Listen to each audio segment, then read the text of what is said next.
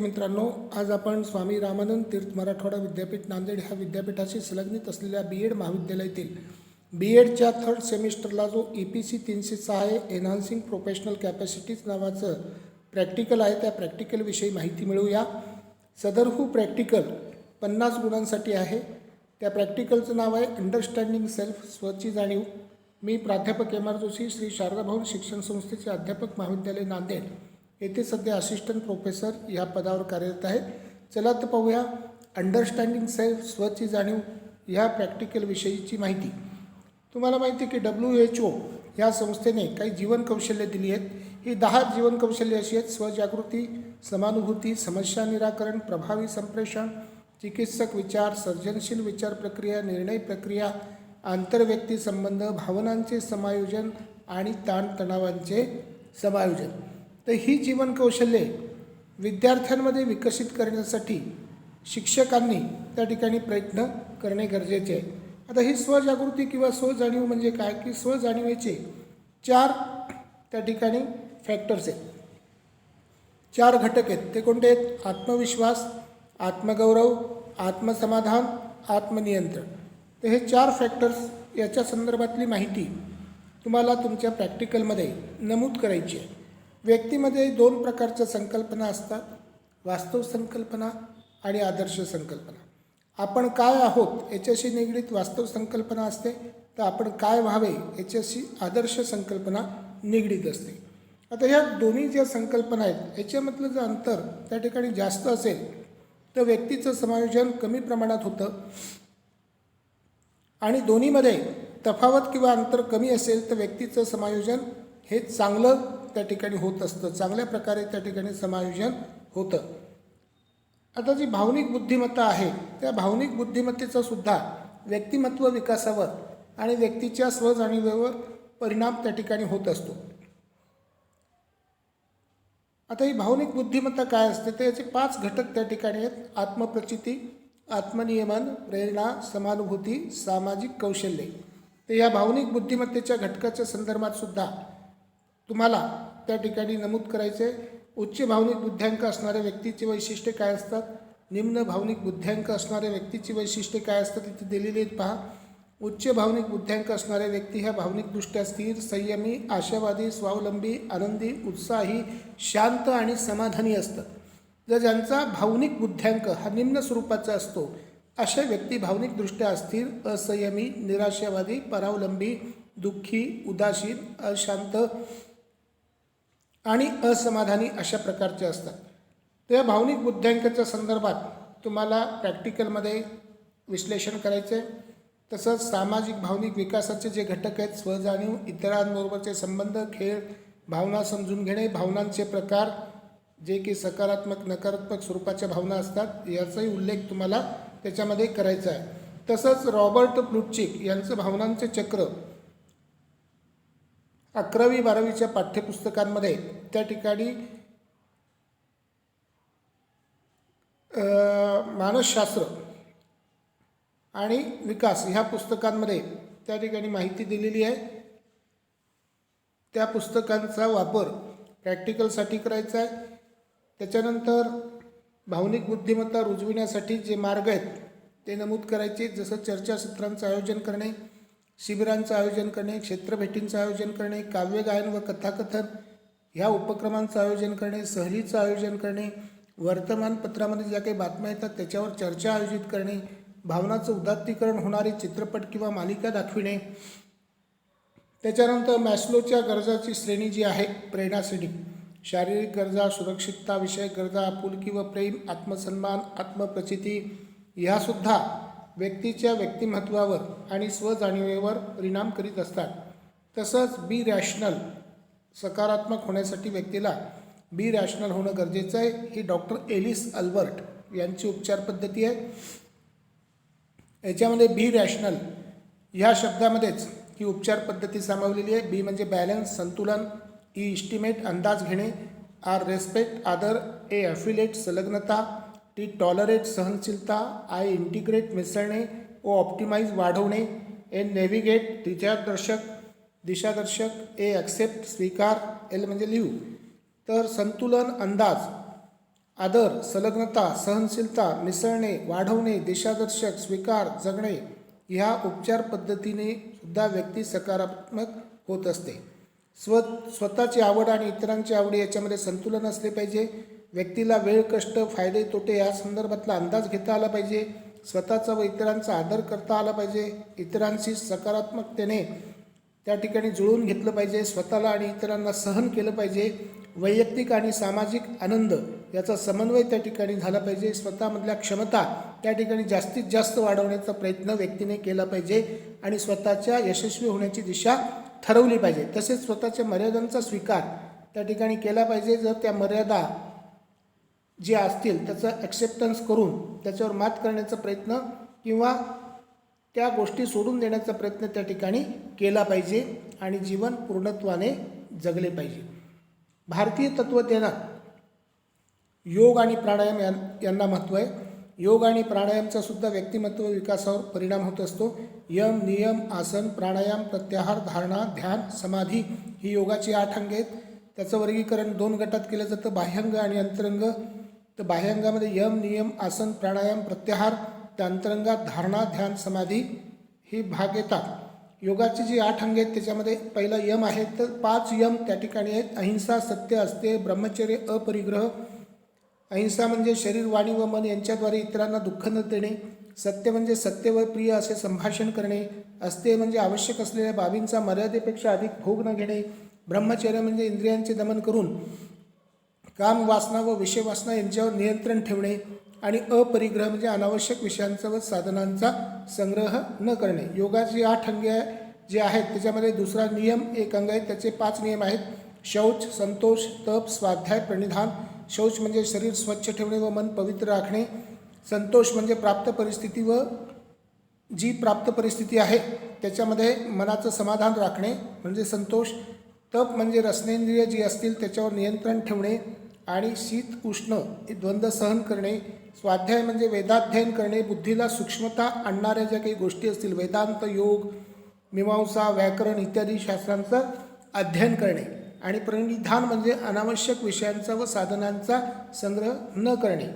तसंच स्वतःचं मूल्यमापन त्या ठिकाणी करणं गरजेचे. माझ्यातली बलस्थाने काय आहेत, माझ्यातल्या कमतरता कोणत्या आहेत, माझ्याकडे काय निरोगी शरीर प्रकृती आहे, कुटुंबियांचं उत्तम पाठबळ आहे, प्रयत्नवादी वृत्ती आहे, वाचन लेखनाची आवड आहे, भरपूर रिकामा वेळ आहे, माझ्यातील कमतरता काय, इतरांवर संशय घेण्याची प्रवृत्ती, आजचे काम उद्यावर ढकलण्याची सवय, मित्रांसोबत सतत भांडणं करण्याची त्या ठिकाणी प्रवृत्ती आहे, दुसऱ्याचे ऐकून न घेण्याची वृत्ती आहे, कष्टाची कामं आवडत नाहीत, ह्या कमतरता आहे.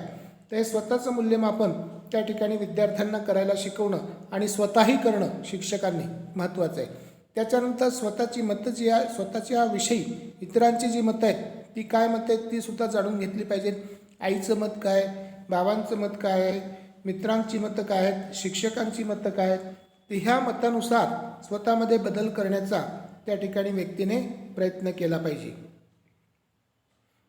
शिक्षकांनी स्वतःचं मूल्यमापन स्वतः करायचं आहे, त्याचा प्रॅक्टिकलमध्ये उल्लेख करायचा आहे. त्याच्यामध्ये इतरांची जी मतं आहेत तुमच्याविषयीची ती लिहायची आहेत.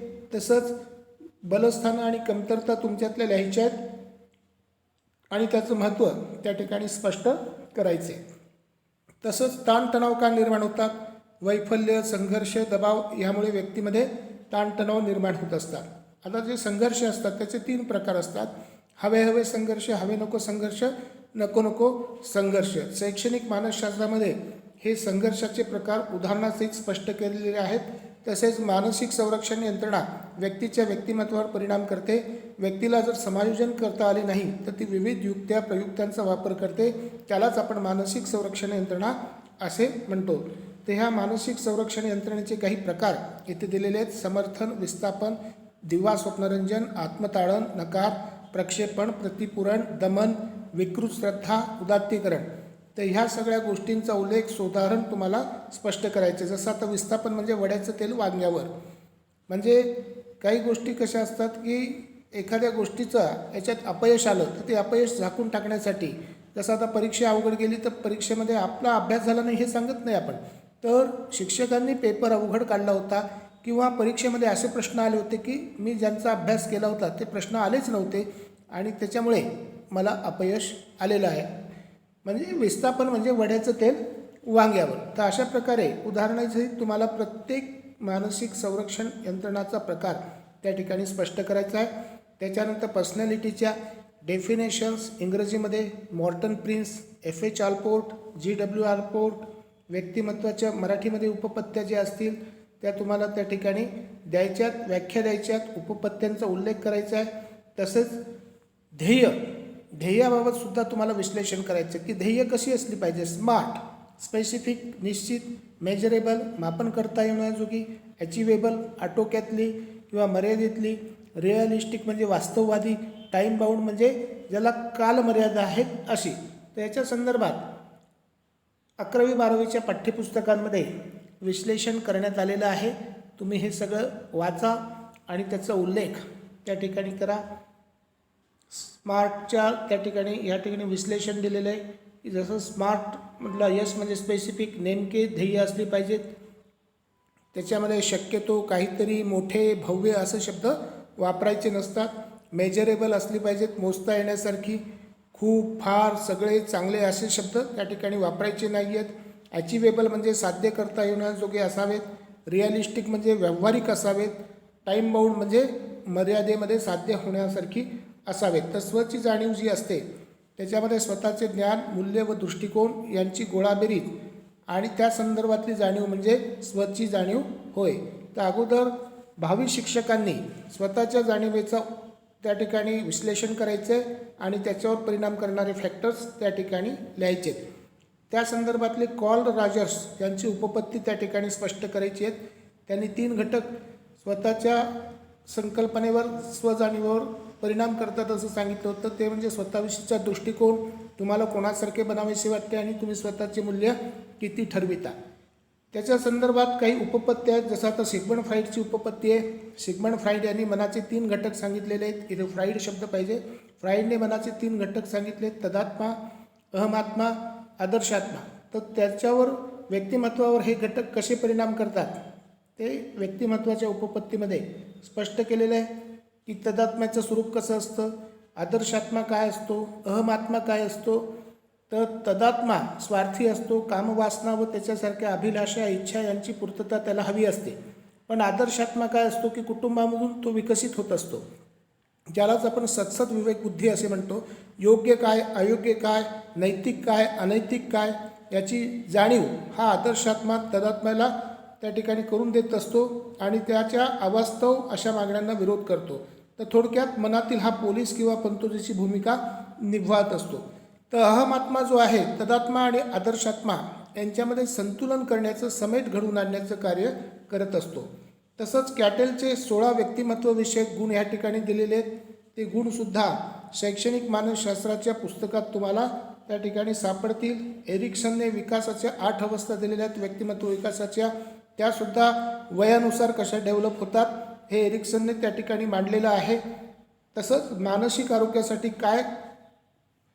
कोणत्या गोष्टी आवश्यक असतात ते सुद्धा तुम्हाला नमूद करायचं आहे की जसं स्वतःच्या गुणदोषांचा स्वीकार करणे, जीवनावश्यक कौशल्य संपादन करणे, सकारात्मक दृष्टिकोन स्वतःमध्ये विकसित करणे, भावनांचं योग्य व्यवस्थापन करणे, संघर्षांवर व समस्यांवर तोडगा किंवा मार्ग काढणे, विविध छंद जोपासणे, नियमित व्यायाम, योगासनं, समतोल आहार, वैद्यकीय तपासणी करणे, विधायक कामांकडे लक्ष देणे, समस्येकडे संधी म्हणून पाहणे, इतरांच्याही आनंदात आणि कौतुकात सहभागी होणे, मनाची प्रसन्नता, एकाग्रता, स्थितप्रज्ञता, सर्जनशीलता ह्या सगळ्या गोष्टींचा विकास करणे. तर ही संतुलित व्यक्तिमत्वाची लक्षणं आहेत की संतुलित व्यक्तिमत्व असलेली व्यक्ती कर्तव्यनिष्ठ असते, शीघ्र आकलन क्षमता तिच्याकडे असते, क्षमाशील वृत्ती असते, विश्वासू आणि सत्यनिष्ठ असते, नम्र आणि आतिथ्यशील असते, आनंदी स्वभाव असतो, प्रामाणिक असते, कृतज्ञ असते, स्नेहमयी वृत्ती असते, तिच्या अंगी वक्तशीरपणा असतो, संभाषण कला असते आणि भाषेवर प्रभुत्व असतं.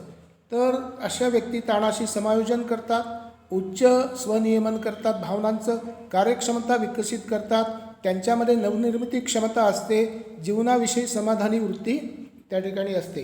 तर थोडक्यात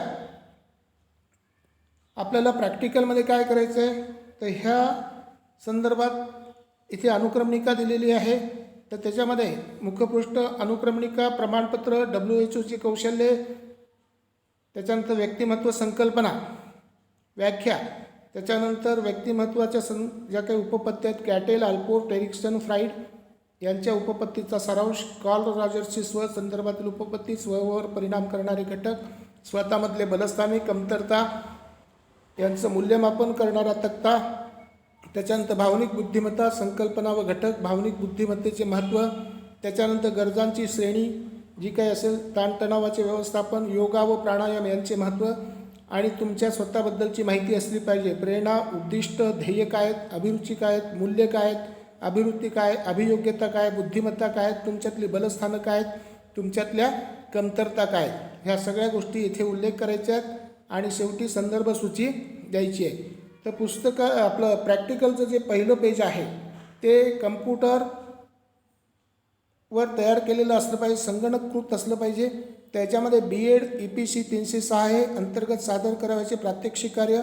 त्याच्यानंतर BEd तृतीय सेमिस्टर ह्या शैक्षणिक सत्रातील EPC 306 आहे, अंतर्गत आंतरिक गुणांसाठी सादर करण्यासाठीचे प्रात्यक्षिक कार्य. त्याच्यानंतर तुमचं नाव या ठिकाणी सादरकर्ता म्हणून टाकायचं आहे. त्याच्यानंतर मार्गदर्शकांचं नाव आणि त्यांचं शैक्षणिक अर्हता टाकायची आहे.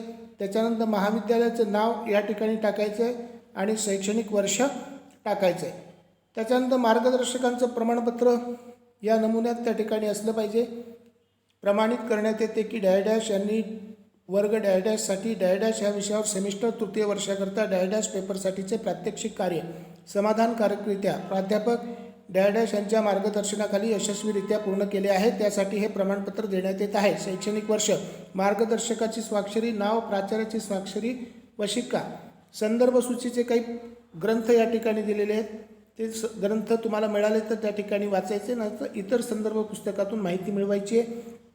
प्रगत शैक्षणिक मानसशास्त्र, नरा पारसनिक, नित्यनूतन प्रकाशन, शैक्षणिक उपपत्ती, खानापूरकर हकरू नूतन प्रकाशन, मनोविकारांचा मागोवा, जोशी श्रीकांत मॅजेस्टिक प्रकाशन, भारतीय मानसशास्त्र, कोलटकर कृके, श्री समर्थ प्रकाशन, प्रगत शैक्षणिक मानसशास्त्र, OP खरात, श्री विद्या प्रकाशन, बालकांचा विकास आणि स्वची जाणीव, कपोले, अलो, निराली प्रकाशन, मानसशास्त्र पाठ्यपुस्तके 11वी व 12वी, महाराष्ट्र राज्य पाठ्यपुस्तक निर्मिती व अभ्यासक्रम संशोधन मंडळ. हे तुम्हाला बाल भारती या वेबसाईटवर भेटतील. बाल विकास ही सुद्धा पुस्तकं पाठ्यपुस्तकं आहेत 11वी 12वीची, ही बाल भारतीमध्ये तुम्हाला भेटतील. त्याच्यानंतर मानसशास्त्र नवनीत, हे सुद्धा नवनीतचं पुस्तक इयत्ता 12वीचं आणि 11वीचं तुम्हाला उपयोगाला येणार आहेत. तर ही सगळी पुस्तकं तुम्हाला वापरायची आहेत. तर थोडक्यात असं म्हणेल, इथे काही काव्यपंक्ती दिलेल्या आहेत. हौसलों से उड़ान होती है, मंजिलें उन्हीं को मिलती है जिनके सपनों में जान होती है, पंखों से कुछ नहीं होता, हौसलों से उड़ान होती है. तर तुमचे हौसले, तुमच्या अभिलाषा, तुमच्या महत्त्वाकांक्षा, तुमची ध्येय ही त्या ठिकाणी मोठी पाहिजेत.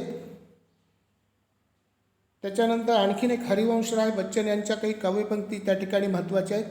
कोशिश करने वालों की हार नहीं होती, असफलता एक चुनौती है, स्वीकार करो, क्या कमी रह गई है देखो और सुधार करो, जब तक न सफल हो नींद चैन त्यागो तुम, संघर्ष का मैदान छोड़ मत भागो तुम, कुछ किए बिना ही जय जयकार नहीं होती, कोशिश करने वालों की हार नहीं होती, कोशिश करने वालों की हार नहीं होती. धन्यवाद.